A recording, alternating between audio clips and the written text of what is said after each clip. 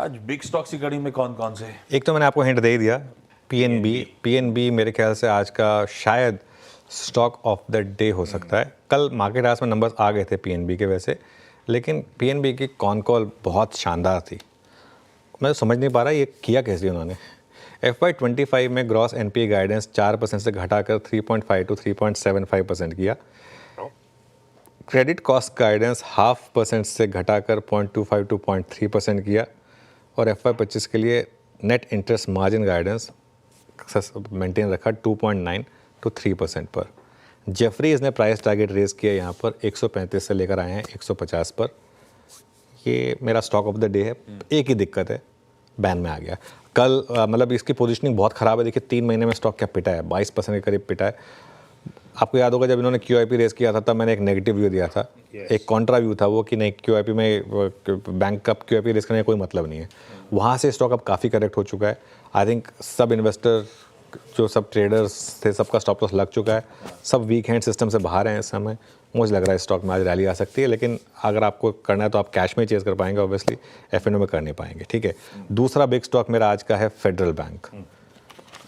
मेरे ख्याल से आज ये स्टॉक 5 से 6% चल जाए तो मुझे हैरानी नहीं होगी। ठीक है, अगेन एक बार फेडरल बैंक की भी पोजीशन रख लेते हैं। पिछले 1 महीने का चार्ट, फेडरल बैंक का दूसरा क्वार्टर स्टेबल था। क्रेडिट कॉस्ट घटा वहाँ से, उसकी वजह से अनुमान से बेहतर नंबर्स आए। ये मनियन साहब के अंडर फर्स्ट क्वार्टर था। और ध्यान रखिएगा मनियन साहब के अंडर एक री रेटिंग की हमेशा उम्मीद रहेगी फेडरल बैंक में। लोन ग्रोथ अच्छी थी, कासा 4% बढ़ा यहाँ पर क्वार्टर ऑन क्वार्टर। मैनेजमेंट ने अपना FY25 का जो पुराना गाइडेंस है उसको भी मेंटेन रखा है। और 1.1 times FY26 price to book value पर ये शेयर अवेलेबल है प्राइवेट सेक्टर का विद अ डायनेमिक CEO। मेरे ख्याल से यहाँ पर आप गलत नहीं जा सकते हैं। देखिए ये ट्रेडिंग की कॉल नहीं है, ये एक प्योर इन्वेस्टर्स के लिए एक व्यू है, लेकिन मुझे लग रहा है आज ट्रेडिंग में भी इसमें ठीक ठाक शायद मूव बने। सिटी ने प्राइस टारगेट यहाँ पर किया 231, बाय की रेटिंग है। उनके मुताबिक जो RO है वो 1.28% बेहतर है, निम्स में सुधार है, और 13 से 14% ROE और 15 से 17% क्रेडिट ग्रोथ, ये अनुमान है सिटी का। तो इसके लिए फेडरल बैंक को मैं ग्रीन में लेकर चल रहा हूँ। और फाइनली मैं ग्रीन में लेकर चल रहा हूँ भारती एयरटेल को। भारती एयरटेल बहुत ही स्ट्रॉन्ग नंबर्स। देखिए नेट प्रॉफिट में थोड़ा एक वन ऑफ है क्योंकि वो अफ्रीका बिजनेस का थोड़ा सा इशू था उसकी वजह से, लेकिन जिस नंबर पर मैं फोकस कर रहा था आरपू कंपेयर करिए आप भारती और जियो के।